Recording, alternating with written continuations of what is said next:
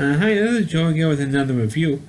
Let's say in this video I'm going to be discussing going to continue to discuss the Die Hard movie series. The last video I did was going to discuss the original Die Hard film, which came out 30 years ago. Now I'm going to be discussing the first of what feels like the 10,000 sequels.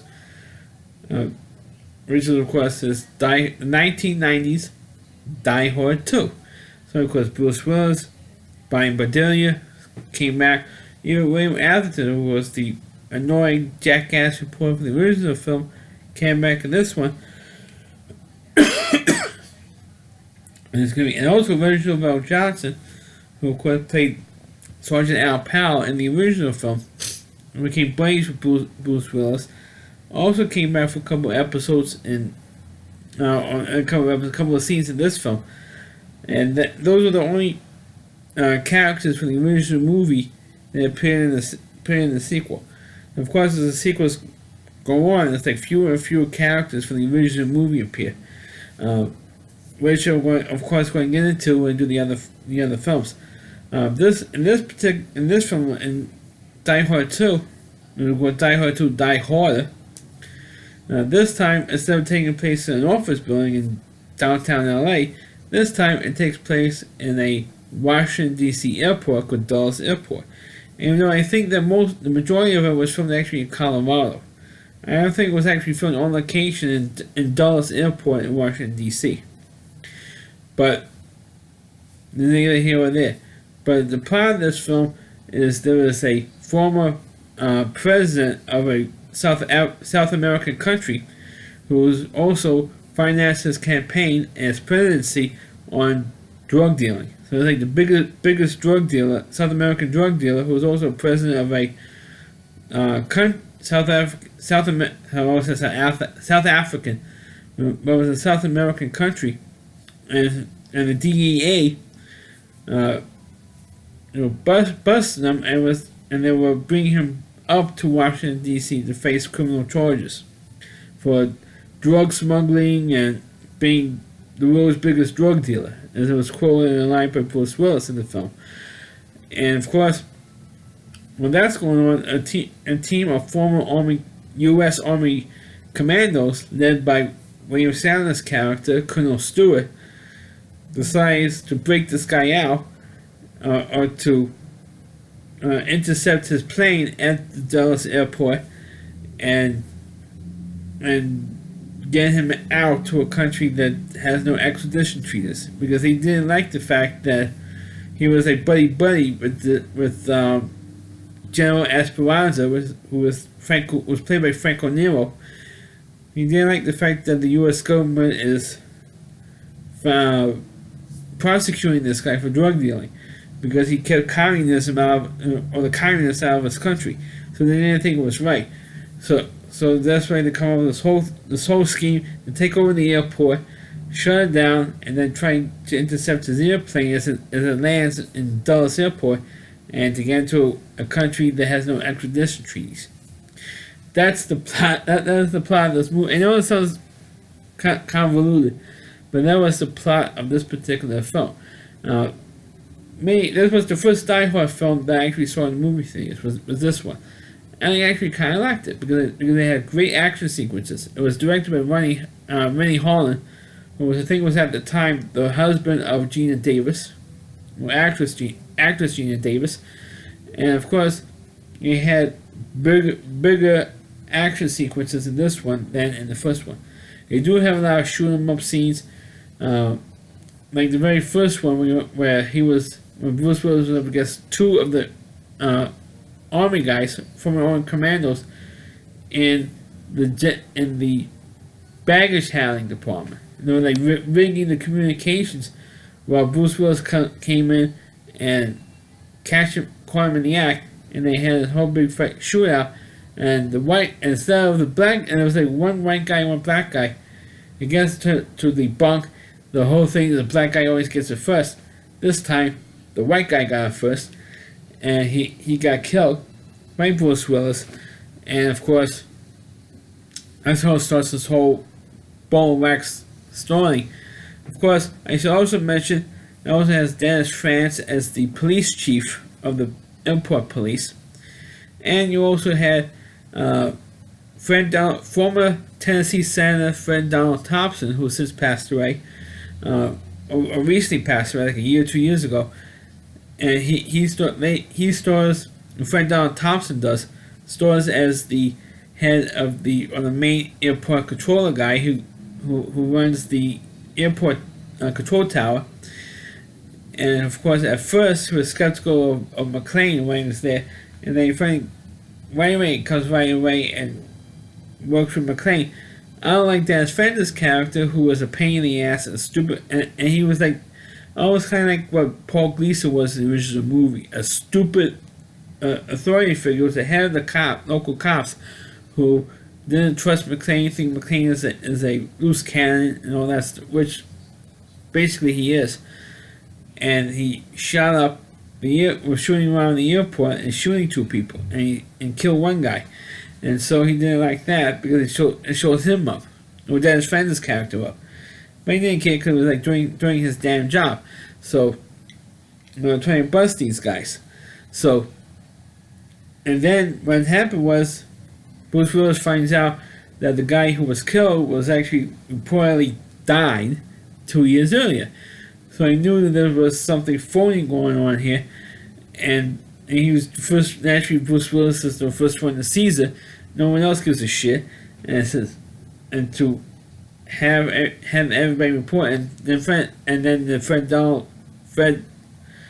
Thompson character says, okay, have all you shift commanders report in anything suspicious. And then Fred says, you're not buying into this thing. He said, well, I don't care. I trust Bruce Willis' opinion because of what happened, in Nakatomi. And they do have a couple of references to Nakatomi, to what happened in his previous adventures in the first film. So of course, that's when all shit goes down, and Colonel Stewart's guys hack into the airport system, and they took over the whole airport line. They were shutting down the runway lights, and all this stuff starts happening. And then what happened was, that's when they tried to, one of the workers there, one of the other had running control guys, the chief engineer, says, oh, let's hook up with the antenna array, that's the new area of the airport. We can hack into it, and we could talk to our planes. Well, that's when he had actually the second really major shootout. And of course, Bruce Willis, he kills all of them because he's John McClane. He shoots all of them up. And in retaliation, you had this big scene with this British Airlines plane. He purposely crashed it. I mean, I didn't know. You had like suspend your disbelief on that. Like the airplane doesn't have equipment to know that they are trying to crash them because they adjusted the speed. I mean, they can't tell on their own. The airplane doesn't have their own equipment that says, "Hey, you're calling us you misjudging the distance between wherever you are and the runway because they're minus 200 feet." And so they can't tell the difference. I mean, on the airplane, I mean that's kind of a little bit of a stretch, but I should mention before I go on. Look for you fans of Star Trek: The Next Generation and Star Trek: Deep Space Nine. Look for Colm Meaney as the pilot of the British Airline. I mean, a little bit of Star Trek trivia there for you Star Trek fans out there. So the plane crash, there was really a big spectacular scene, even though it's painful to watch, especially post 9/11 world we live in, to see them intentionally crash an airplane, which is a little bit hard to watch today. But at that time you didn't think twice about it. And also there was another little scene where Brian Bedelia, who's one of the planes circling the airport after the terrorists took over the airport, and she's sitting next to a little old lady who brought a stun gun on the airplane. Of course, naturally nowadays you're not going to be allowed. You want to get close to an airport nowadays with a stun gun. Well, guess who's also on the airplane with Brian Bedelia? William Atherton's character. He filed a restraining order against her because she hits him at the end of the first Die Hard film. And 2 years later, he still has a restraining order out on her, which is, funny and it's hysterical. Doesn't see him because he got embarrassed on television. That's why he has a restraining order on her. But he keeps getting closer to Brian Bedelia on the airplane, or Harley McLean on the airplane, which is ridiculous. And she goes, "Only get a little bit closer than 50 yards," and it's really ridiculous because he gave the stewardesses a hard time as well, and she tells him that he has a restraining order on him, and they're supposed to get 50 feet within him, near him. And he says, "No, it's actually 50 yards." So the stewardess says, "What did you do?" He said, "I knocked out 2 of his teeth." And she goes, and the stewardess says, "You would like to have some pain?" because he did like an expose on stewardesses, so they were a little bit pissed off at him. So you had those little side plots going on, as well as a terrorist thing going on. Now you have since the terrorists crashed the airplane, they called in a special military unit, which, big surprise here, were in cahoots with Colonel Stewart, and the leader of this was Major Grant, who was played by John Amos from Good Times. So you had him, and he was a real badass character. I mean, he was real. I mean, he was. You could argue now that he was like an over the top guy, but he was really damn good in this role. And at first, like, faked everybody else because he kind of like respected John McClane, and then he faked screw him at the end. And they had a pretty good fight scene on the wing of the airplane, which is getting ahead of myself here. So of course they found out, or Bruce Willis finds out, goes with the engineer, goes to his old church, and that's where Colonel Stewart's men were all hanging out in there. And you also had a pretty good sequence where the plane lands with Esperanza on the Franco Nero character, finally lands at the airport, and Bruce Willis actually shoots him in the shoulder, and he gets trapped and Bruce Willis eventually gets trapped in the cockpit by Stewart's guys, and they decide to blow up the plane using a whole bunch of grenades to throw them in through the windows of the cockpit. And so Bruce Willis uses the ejector seat. It's kind of like something out of a James Bond movie. Uses the ejector seat, goes up, and one of the guys goes, "A lucky fuck," and excuse my language if kids have been watching this thing. That was a pretty good sequence. And of course the sequence when they found him at the church, another good sequence. But of course you notice they changed when the Army commandos changed the bullets. And you can tell from red, it means this live ammo, and they put in a new clip of bullets, and it has a blue stripe around the cartridge. That means there are blanks.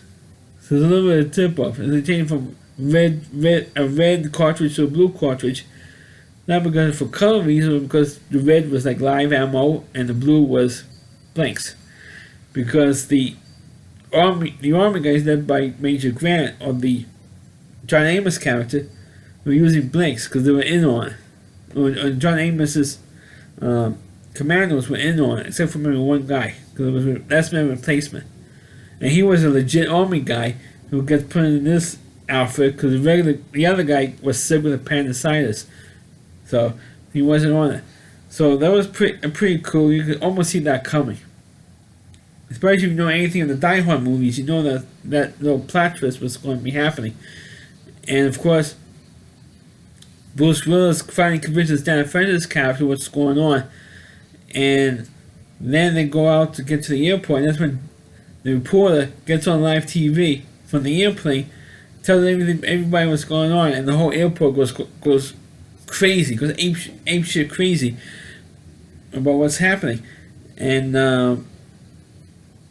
And of course, that's when there was this cute little reporter, Sam Coleman, and it was kind of cute. And Bruce Willis uses their news helicopter to intercept the airplane. And the pilot says, "No, I'm not doing it. Not crazy enough to go to the front of the plane." So, okay, how about getting over the wing? And so, okay, fine, I can do that. So he jumps out of the airplane, and that's when he had the big fight with John Amos, and then the William Sadler character, or Colonel Stewart. They had two good fights. He won with the John Amos fight, Bruce Willis does, and gets sucked into the engine, and dies. And that's when Colonel Stewart comes out and you have that fight. And then before Colonel Stewart comes out, Bruce Willis starts dumping the fuel out of that ring. And you can see the whole thing. And Colonel Stewart doesn't notice this thing? I mean, come on. Then of course, when Bruce Willis gets thrown off the ring, brings out his lighter and says, "Yippee-ki-yay, motherfucker." Lights the fuel. Fuel goes up into the plane, blows the whole plane up. Of course, they all die. And that's when Holly's plane lands, and plus other planes were landing because we're following the fire trail from the plane that blew up. And of course, they reunited John McClane and Holly reunited at the end. And of course, Brian Padilla has the line at the end of the movie, "John, why does this keep happening to us?" And that's pretty much how the movie ends. I thought it was a pretty damn good sequel. And I do like the first two films. I really do like a lot. And of course, the next movie is, of course, Die Hard 3, Die Hard with a Vengeance, which I'm going to review next, hopefully. So that's my review of Die Hard 2, Die Harder. Please click on the video, please rate it, feel free to comment on it, please subscribe to my channel, and please forward this video on your Facebook pages. You can check out all my reviews on my YouTube channel at rowdyc.com, that's all WDY, and that's c.com. The homepage is Rowdy Reviewer, Christy Moore, and please check out all of his videos on his website. Thanks for watching, catch you next time.